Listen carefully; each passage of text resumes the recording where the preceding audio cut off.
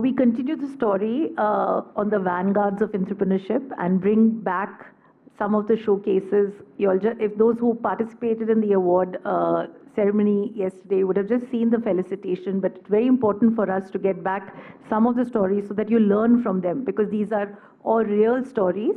And I'm going to ask my colleague Ved to come and introduce.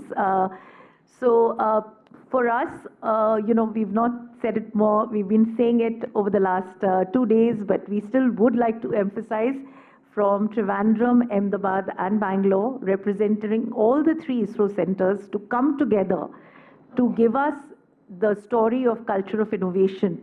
We can't emphasize more.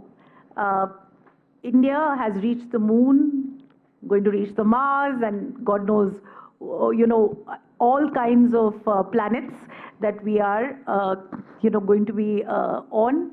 The huge exploration, the story of ISRO, I think for all of us who are proud Indians, for us, the identity of being an Indian is linked to some of these achievements, the pride that we feel as a nation, because, nationhood comes together. While we talk about companyhood, shared values and vision within an organization, but nationhood comes together when we feel proud to be a citizen because of the accomplishments of the country, right? Just as the way when a cricket match wins, or any, we win a medal in the Olympics, but to really have feats and accomplishments from national bodies, that sort of ties up. I cannot say more because I feel very proud. For an idea that we started in 2017 that we are felicitating. We are very small, but we are being able to give the stage for ISRO, in our conclave. Thank you so much.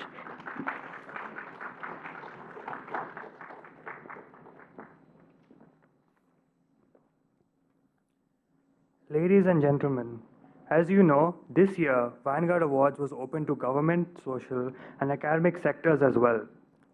Our next segment, Culture and Ideas That Win, is a very special segment where we will showcase winning cultures and ideas from across these sectors.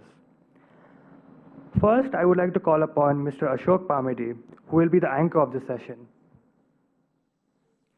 Mr. Ashok Pamedi is a purpose-driven leader with over 30 years of cross-functional experience in IT, diversity and inclusion, and social development. In the past, as the CEO of NASSCOM Foundation, Ashok has aligned, scaled, and sustained initiatives that drive social transformation and impact through technology. He created valuable networking opportunities, transformed non-performing assets and into industry successes, and led efforts to strengthen NASSCOM skilling and reskilling goals. With significant roles at IBM and HP, Compaq Digital, Ashok excels in investing in, building, and nurturing teams aligned with organizational vision. He is also a member of Unfold's Intrapreneurship Council and was a jury in the current edition of the Vanguard Awards. Please join me in welcoming Mr. Ashok Pamedi. To begin with, it is my great honor to introduce the distinguished speakers from ISRO, who have made monumental contributions to India's space program. I will begin with Ms. Vanita Muthaya. With a bachelor's degree in electronics and communications engineering from the College of Engineering, Guindy, she joined the U.R. Rao Satellite Center on June 9, 1987. Over the past 37 years, she has held key roles including Project Director of Chandrayaan-2. Her expertise includes system configuration, mixed signal system design, high-speed data handling, source coding, and spacecraft project management.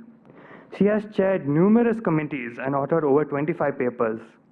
Her work has been recognized with awards such as the ASI Award for Best Woman Scientist, ESI Award for Outstanding Women Scientist, Engineer, Technologist of the Year, 2019, ISRO Team Achievement Award for Megatropics, and the International Women's Day Award by the Delhi Commission for Women in 2021 for Chandrayaan-2. Please join me in welcoming Ms. Vanita Muthaya to share her insights with us today.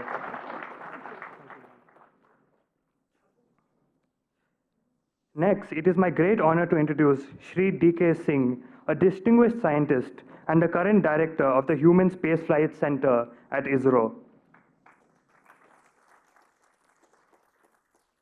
With a remarkable 35-year tenure at ISRO, Shri Singh has held key positions such as Group Director of the Radio Frequency Systems Group, Deputy Director of the Human Spaceflight, and one of his notable achievements was conceptualizing and operationalizing the idea of maintaining the spent terminal stage of the PSLV launch vehicle as a sustainable stabilized platform in orbit. This platform is now extensively used for low-cost spaceborne scientific experiments and proof of concept demonstrations by startups, academics, and scientific communities. Thank you for joining us today.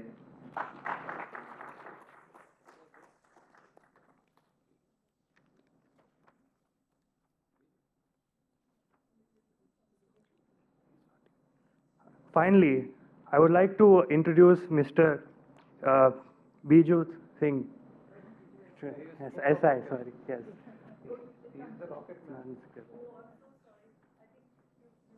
It's not in the...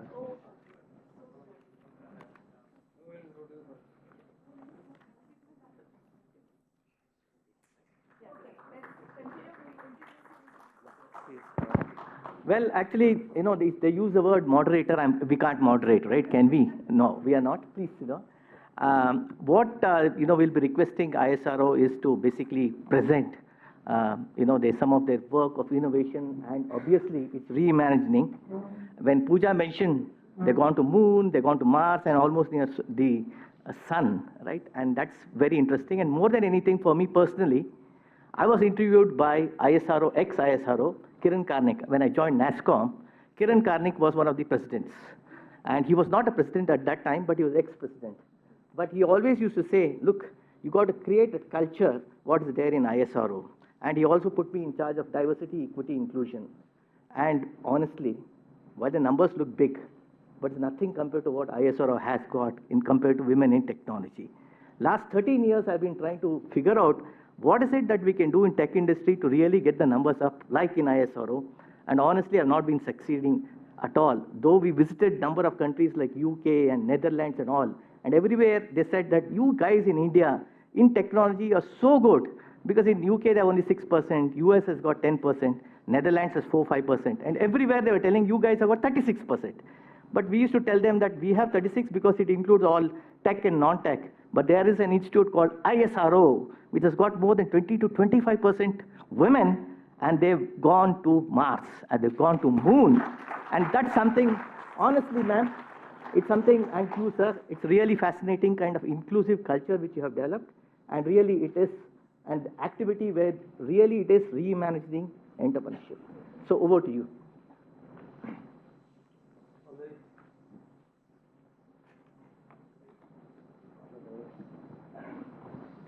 Hello. So good afternoon, all of you. Today, we stand here on behalf of our organization, more than 16,000 people. And we'll try to take you through a small presentation where a very tough job was given to us to capture our culture in words.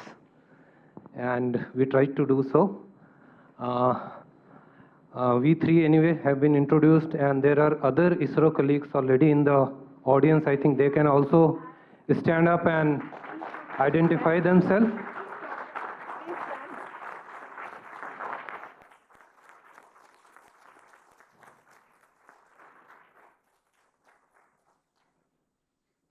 So let us try to move forward. The title we gave that culture-driven innovation, a short story of ISRO. A long journey in a few slides. Can I have next slide? So would you like to use this, or shall we do it? I think they can. You can tell them? Or, Yeah, you can just use this. This will take Yeah, it forward. Okay. So, why organizations are built? They are built for a purpose. If the purpose is higher, organizations flourish. People stretch themselves to achieve those higher purpose.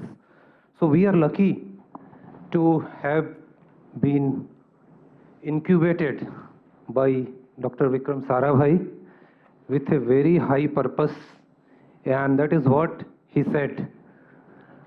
At that time, when we were struggling to even feed our population, at that time he had a dream, and he set this purpose as a goal, that we should be second to none in the applications of advanced technologies to solve the real problem of man and society. That is what drove the ISRO towards doing so many things within the country.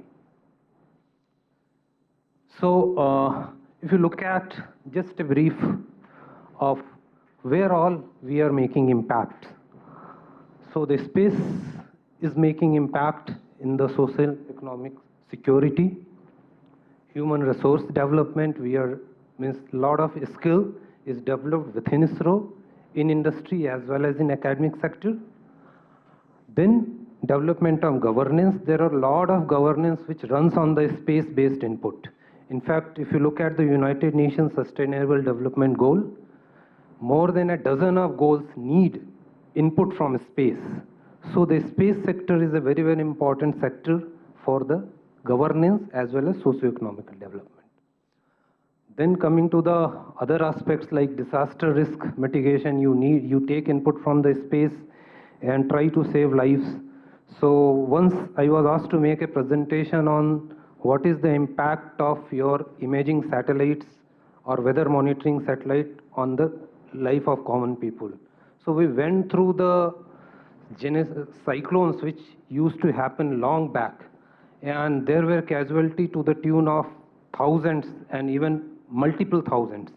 And in the very recent cyclone, what do you know? Means there are hardly any casualty because the space is giving the input much in advance, and that is what is being used to save the life of poor people who depend on ocean. They just want to venture into ocean for their livelihood. But from the space input, you can make a difference in their life. So I will ask Biju to take over from here. Thank you. So this gives the growth of ISRO. We started something like in the 1960s, and in fact, we started without anything. We started from ground zero where we didn't have anything. Even space to set up the organization was not there, and it is now, now it is a legend that we have borrowed the church premises, or in fact the church building itself, which was close to Tumba, or which was close to the equatorial, from there we started our journey in the initiation phase, that is 1960, without anything, with no support, because even 20 years back, 10 to 20 years back, we know what sort of support we were getting from other nations which were spacefaring nations. There were a lot of embargo, there were a lot of sanctions, and we cannot imagine the situation when we started the space sector in our country. So the initiation phase was very tough. We had to build everything from scratch. With a vision, as my previous speaker has told here, with a vision, we started this journey with the vision as well as the quest to explore space for the benefit of the common man. Then it was really a learning phase, and we started slowly building up the capability, step by step, brick after brick. And of course, there were international cooperation from different countries, but it was not at all forthcoming as we are getting now. Now also there are a lot of embargo and a lot of sanctions that are in place even now, but it is very hard to believe. Then we got into the experimental phase after stabilizing most of the technologies. At that time, the technology was really, we were in the growing phase, technologies also were in the growing phase, and whatever got to do with rocket science, we were really aligned to that. Then we started different experimental missions to get a hold on these technologies, and we started building end-to-end capability. Then from 1960s or 1970s onwards, we have been moving along with the industries itself, industries which are available in the country, within our country itself. We have never been isolated. We have now been working in isolation. We develop technologies internally, and then we hand it over to industries for the productionization of those technologies. From there, it has been a joint journey for ISRO along with the industries. And in 90s, we proudly got into the operational phase where different operational missions of ISRO like PSLV or GSLV with different capabilities for launching satellites as well as for taking up interplanetary missions started. Then operational missions, then of course all these things are intertwined with the national services, where we have to, as our former speaker told, it is intertwined with the national services. We have to provide services to common man. Then with a wider user base as well as institutional framework, we started setting up all these operational launch missions, and we had quite a good number of successful operational missions, which I will be covering the next slide. And now from 2000 onwards, we have been in the expansion phase, where the key policies were global integration as well as extending capacity to international users. Now we have gone commercial also, and we take up missions for satisfying the needs of international customers, which I will again be covering the next slide. Of course, thrust on self-reliance plays a key role in all our expansion policies. And so we have built up an ecosystem which is self-reliant, and we are building on that. Here we are enabling private players also to play a role in all the space activities, and unlocking India's potential in space sector is something which we started some 2 or 3 years back, and that has started yielding results. As all of you may be knowing, a lot of startups have come in, and they are also feeding to these technologies, as well as they are also feeding to the growth of our country indirectly. We give a lot of trust for advanced R&D as well as technology developments, human and infrastructure capacity building, international cooperation, indigenization, and capacity building to other countries. As I told, there are 3 major operational launch vehicles which can be used for meeting our space-oriented needs. PSLV is, even though it is named as Polar Satellite Launch Vehicle, it is one of the most versatile launch vehicles we have in our country today. And GSLV stands for a Geosynchronous Satellite Launch Vehicle that will take that will satisfy the needs of communication satellites. LBM-3 is the next operational launch vehicle of ISRO, which can take up to something like 4 to 5 tons of the payload to geostationary orbit. SSLV is a small satellite launch vehicle which, based on market demand, we have designed this launch vehicle, and it is getting into operational phase now. Then we are in the drawing rooms going for the next generation launch vehicle, which can take or cater to something like 10 to 12 tons of payload capability. Coming to Earth observation as well as communication, we have a lot of satellites that are operational, as well as many satellites are in the lab also, and we also do space science as well as space exploration. We have undertaken journey to Mars. Mars journey was already accomplished successfully. We have gone to Chandrayaan as early as something like 2008, but we didn't have a soft landing, which we attempted in Chandrayaan 2 as well as Chandrayaan 3, which will be covered by Vanessa Madam. Now, coming to our future missions, it is something like a Gaganyaan, Indian human spaceflight mission, which all of you may be aware of now, and work is in full swing in all ISRO centers. It is something like total collaboration across ISRO centers for this Gaganyaan mission. We also have a vision of expanding our presence in space. We are in the process of designing something similar to ISS, which is in the offing. It is going to come. It is not yet declared, but it is going to come. And of course, there are a lot of sustainable development programs also. And from an application point of view, we are into all applications which can serve our human beings: disaster management, resource mapping, societal communication, and location-based service. And all these things are driven by advanced R&D, because it is advanced R&D is something which goes on in parallel in all our ISRO centers. And this gives accomplishments starting from 1960 onwards. We are here because of the strenuous and dedicated work put in by all our ISRO members. Operational launch vehicles, as I told, this is the PSLV launch vehicle, which is a versatile launch vehicle which has taken us to Moon as well as to Mars. It has also delivered numerous commercial missions for dedicated commercial customers. The middle one is the next in the operational series, that is GSLV Mark II, which is built using cryo technology. Initially, we were not getting this cryo technology from other countries which are well established in that domain. We developed our own cryo stage, our own cryo technology, and that is a technology that is flying in GSLV as well as in Mark III, which is another workhorse of ISRO launch vehicles. Coming to the total missions, we have accomplished something like 124 satellite missions have been accomplished. We have accomplished the remote sensing missions, communication missions, navigation missions, as well as Chandrayaan 1, 2, and 3, which will be covered later. Mars orbit mission, then one beautiful space observatory, which is AstroSat, which is still functional in orbit. And all these launch vehicles are delivered something like totally 96 launch vehicle missions, which is really huge. We also have advanced technologies like a space capsule recovery experiment, which is an harbinger of the Gaganyaan mission. We have taken a space capsule to space and brought it back safely. And crew module atmospheric re-experiment mission is one which we had accomplished successfully last year. And of course, there are numerous advanced technology missions which also is taking place, and also we have completed partially, like a reusable launch vehicle technology demonstrator, which is a prelude to our something equivalent to our this one space shuttle.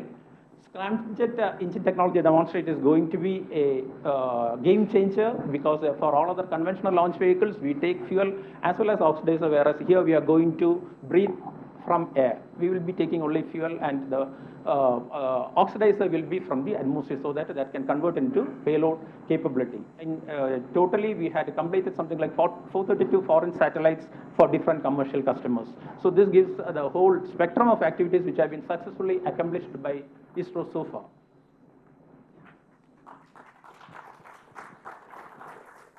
Hi.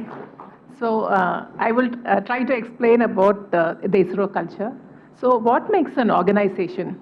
Is it the people who are working there? Or is it the turnover of the organization? Or is it the technology that they develop?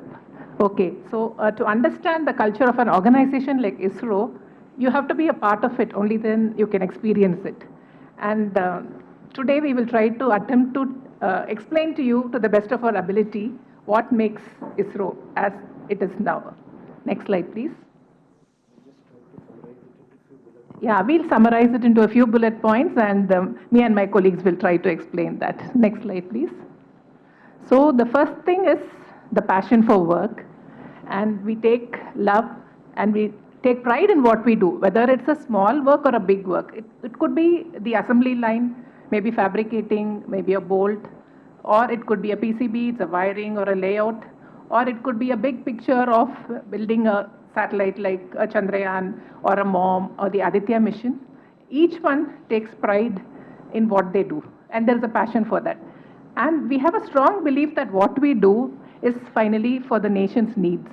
So because we have that end goal, we are very clear what we need to do. And the second thing is we stretch ourselves to achieve difficult targets. So most of the time we commit more than the demonstrated capability and capacity. We are never happy with what we have. We are always thinking, okay, next what to do. And we know what the other nations are doing, who are other superpowers are doing. So we always try to be better than them, or at least ensure that our technology is at the same level. And we navigate through a long bumpy ride to success, and sometimes failures too. And we always try to work outside our comfort zone. See, if you are in your comfort zone, you will never try to do something better. So we are always pushed to take up something more than what we are doing. So here I just want to tell one point and then hand over to Biju. When Chandrayaan 2 was initially cleared also, there was a lander from Russia. It was called Roscosmos lander. In between there was some problem, and they said that they are backing off. But we jumped in and said, yes, we'll make the lander. We did not have the technology, but we decided, okay, let's do that. So that's the kind of thing, we just take it, knowing that it's going to be difficult, but we still want to do it. And the other two examples, I'll ask Biju to. Innovation is something that always happens in ISRO, and no two launch vehicle missions are identical. Even though we see PSLV making repeated missions, each PSLV mission is different because of the mission requirements. Each GSLV mission is different because of, again, mission requirements. And we have to satisfy the customer needs. When we undertake a mission, there is a customer, or even it may be our own satellite. Our own satellite also, there will be some very specific requirements which we have to meet by the launch vehicle. I am from launch vehicle team, that's why I'm talking for the launch vehicle. We had a very critical mission of Aditya L1, probably all of you may be knowing. Immediately after the Chandrayaan mission, we had Aditya L1 mission. And as per the Aditya L1 satellite requirements, if it has to reach that particular L1 point, which is the Lagrange 1 point, it has to travel something like 15 lakh kilometers from our Earth. there is an optimum trajectory that is identified by the satellite team, and the initial phase of that has to be covered by the launch vehicle. Unless we take the launch vehicle to a particular point and inject the satellite at that particular point, satisfying the object requirements, there are different orbital parameters, and one critical parameter is the argument of perigee, and unless that particular argument of perigee as mentioned by satellite is satisfied, it will not reach, it cannot undertake the further journey. So Aditya L1 initially, I am just giving you an example where we were forced to come out of the comfort zone. We had already designed the mission for it to take place in the month of July or August, and that had some specific orbital parameter requirement because of unavoidable delays that got into September. And if we miss the September window, then optimal trajectory can be attained only in the month of February or March. We didn't want to wait that long, and our young team as well as all our different mission teams came up with an innovative solution. We had, PSLV is a four-stage vehicle, and the final stage is PS4. If PS4 engine can be restarted after attaining a particular orbit, you dwell there for some more time until the required argument of perigee orbital parameter is met, and then again you restart the PS4. Then we can meet the additional argument of perigee requirement, which is required for September. Initially, we thought it cannot be met by PSLV because we were in the comfort zone. Whatever missions we used to have didn't have PS4 restart unless it was called for. There was the capability of PS4 restart already built into that, and Aditya L1, the total mission design was redesigned and the strategy was reworked, bringing into taking the fact that PS4 engine the terminal stage can be restarted, and we were able to accomplish Aditya L1 mission very successfully in the month of September itself, satisfying our mission requirements. Similar is the case with 104 satellites. We were always satisfied with the launching maybe a couple of satellites, around 10 or 12 satellites with one main satellite. Suddenly there was our NSIL, our New Space India Limited, which is a commercial arm of ISRO, got some commercial orders from different satellite teams, and we were given a task of taking 104 satellites, which was at that time, it was a record-breaking mission for us, and we didn't want to lose the opportunity, and it was really challenging first to accommodate all these satellites. Where will it be accommodated? There is no real estate that is freely available in the launch vehicle. We had to bring in innovative schemes for first accommodating these satellites, then giving separation commands for all these satellites, as well as the mission planning also, because when we inject satellites, no two satellites should come close to each other and collide. Then it will destroy the source satellites. So mission planning also was done meticulously as well as innovatively to see that 104 satellites will be there in space without any chance of colliding after separation. So all these things demanded huge innovation in all these missions. This POEM mission is another peculiarity of PSLV. Basically, POEM stands for PSLV Orbital Experimental Mission. That is, what we do is like a satellite for small duration spaceborne experiments. The idea is very simple. It originated from one of our team members only.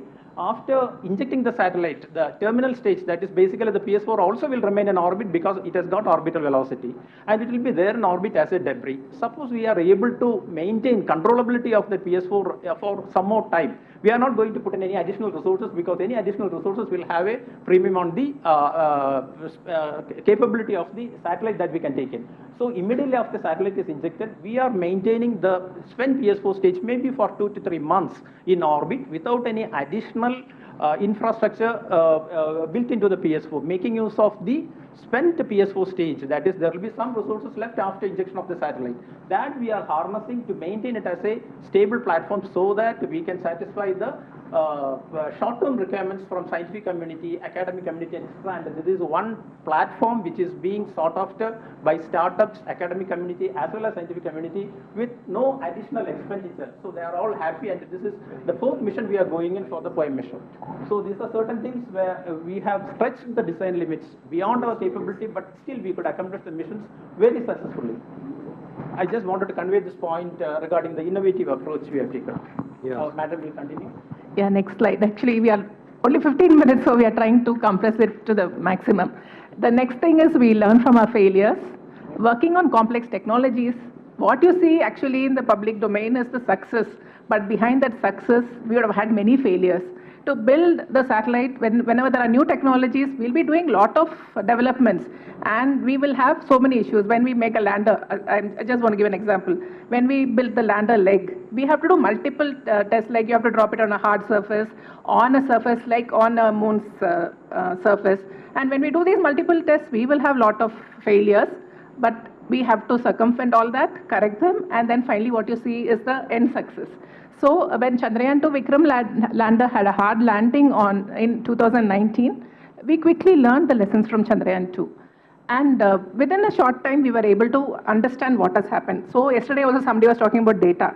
So the data finally gave you the story. So when the lander was landing, every bit of data, it's like in milliseconds time, we will get all the data, and we collected till the last bit all the data that came out of Chandrayaan 2, and we understood what had gone wrong. So that was the first thing that had to be done. And once we knew what was to be done, it's very simple, because the teams are very good at doing the design. We go back to the board, do the changes, and made the systems ready. And we did all the simulations. We have to do 3 sigma, 6 sigma, mad case. Till it fails, we'll drive the system to see that we will not have any problems. Because when you're going from here to the moon, which is so many 4 lakhs kilometers away, and we have to land within some 2 meters per second kind of a velocity, we need to do a lot of simulations to ensure that we do not have some scenarios which we have not tested. And once we did all that, we were very confident that when we go this time, we are going to land. And you know the rest was history. And we had a successful landing on August 23rd, 2023. Next slide, please. And we always choose the difficult path, and we have to do innovate in India. We never take an easy way out. Maybe for the first time when we have to do something, we may buy from outside. Like we may get some systems, but we are not happy with that. We want to ensure that we have the capability, we'll be able to get the technology ourselves. So many times when we procure something, we ensure that it will not happen again. So we will go back to the board and we'll start the design and we'll ensure indigenously it is available. So I'll ask DK Singh to give an explanation on that. See, there are many stories about choosing difficult paths. Just I want to share one small story. All our navigation satellite, now having a navigation satellite capability is really a dual capability. You can use them to drive to some place, and you can use them to guide your missiles, both way. So that is a very, very important critical national capability. And the whole navigation system works on one clock, which is called atomic clock. A highly precise clock which will drift about a second over billions of years. So that is the kind of stability. So when we started our navigation program, we purchased it from, there are only 2 sources, one European, one US. US, obviously, GPS competition cannot be there. So European, they were also in the learning phase, so they gave. But that was the easy path. And that led to some problems. And we started our own program. And it took us 7.5 years of hard work before, in last July, our satellite carrying our own atomic clock, built totally in ISRO, is there, and last 1 year we are receiving the signal from there. So that was really a tough journey, but with lot of setbacks, we team especially at Space Applications Center Ahmedabad, where I worked, could successfully do that. So we are probably the 3rd nation who are having that capability. So most of the time we bring in single digit, our India in a single digit position, not even 2-digit position. So this is one of the example. Now Bizu, you can take few more. Now it will be interesting to hear what makes ISRO tick. What makes ISRO stand apart? Basically, the first point I would like to emphasize is leadership with extraordinary technical competency. This is rocket engineering is one area where technical competence is a must. And all these people who lead ISRO has been a part of ISRO, and they have built their careers in ISRO, and they know in and out how this technology works. And that is one of the key elements of success, which guarantees success after success. Multiple layers of leadership as well as management in ISRO. People with the technical excellence, they are the masters in their field. And irrespective of the hierarchy, they interact with each and everyone down the hierarchy so that they absorb ideas even from freshers. That is the open policy we have in ISRO. Ability to inspire, drive innovation, and earn respect from team are important factors which determine the leaders of ISRO, and all leaders have proven they are up to that. Next slide. Then Another important point is transparency and listening to young boys to enable them. Because once a fresher joins us, they are part of the team from the day one onwards. We give something like initial induction course only. After that, they learn it the hard way, they work in the lab, they interact with the seniors, and they start delivering probably from the second month onwards of their stay in ISRO. Young engineers are given vibrant work environment. They are not given any documentation work initially. They are not given any work of low key. They are put into the actual technical work related to the critical missions itself, so that they will feel part of the work as well as they will feel part of the team. Yeah, another. So there is one story related to how young engineers are enabled. So it is related to me. In the 90s, my boss, at that time in the government organization, PCs were given to head of the divisions. So one PC 286 with 640 kilobit RAM was a luxury at that time. So boss called me, he said, hey, take this to lab and see if you can do some simulation what you are doing manually. See his vision at that time. So then we started looking at how do we do the modeling, how do we simulate the circuits and then build it. Earlier there were manual methods on a chart we used to do.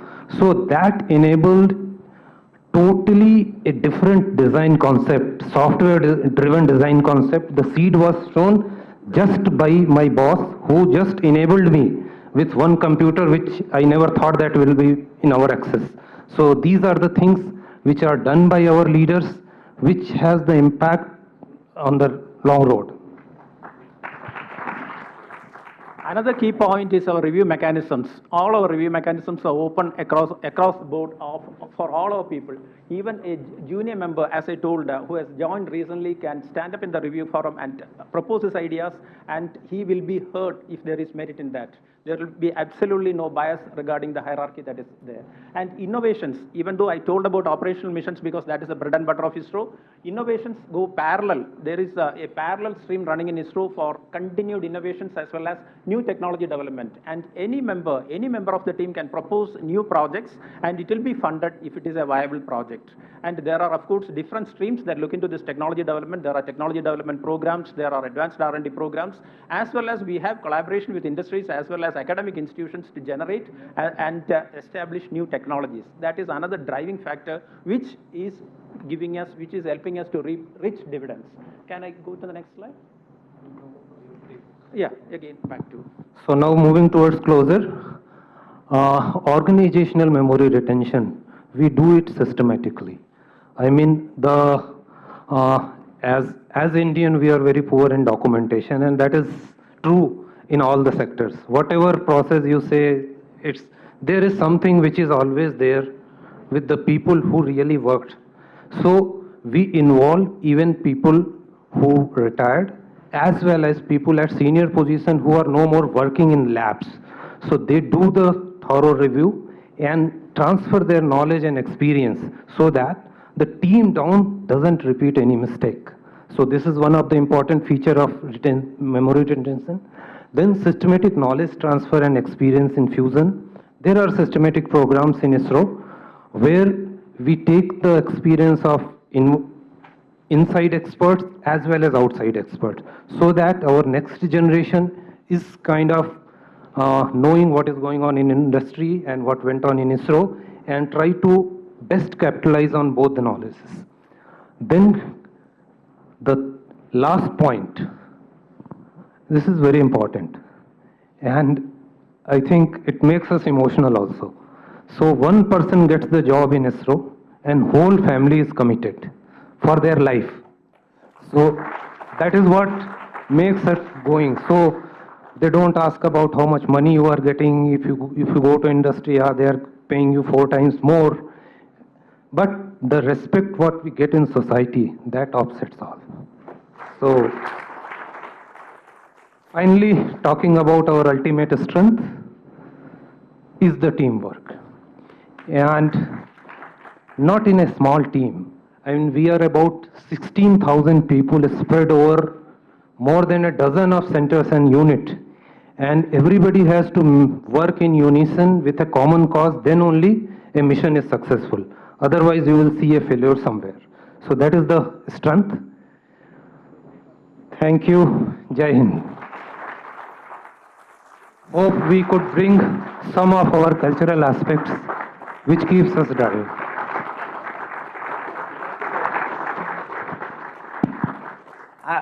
The last one, when you mentioned teamwork, I saw the clear, passing of this mic seamlessly from one to other. And although you are from Ahmedabad, Bangalore, and Trivandrum, yeah.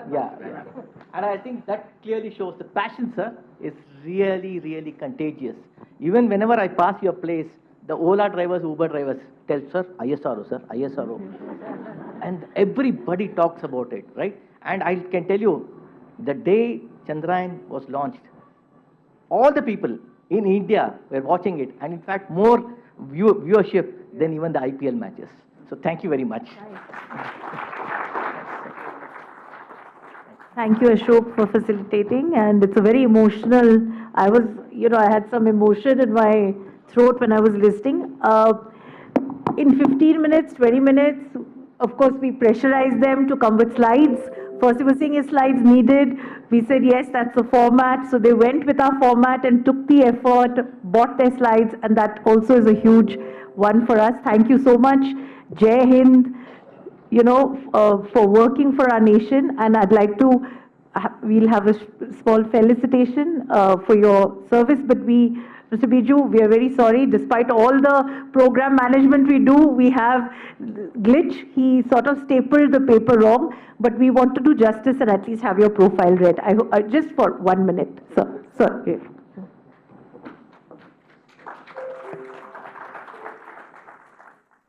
Apologies once again, Shri Biju SR sir and the ISRO team. Shri Biju SR currently serving as Deputy Director of the Avionics entity at VSSC, responsible for the design and realization of onboard avionics for all ISRO launch vehicle missions.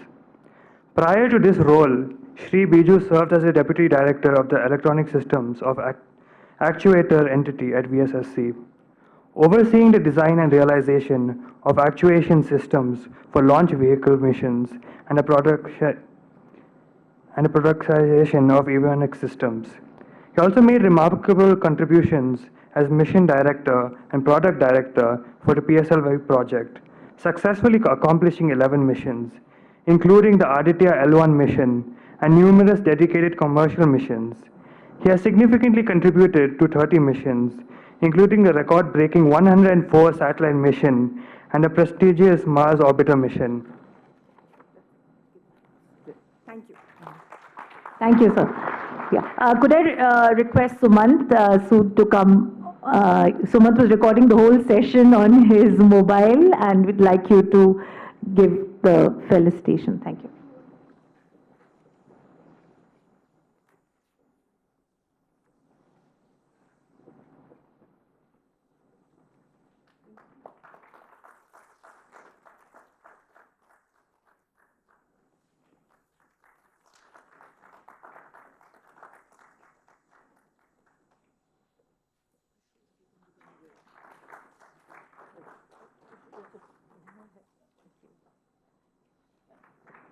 Thank you so much.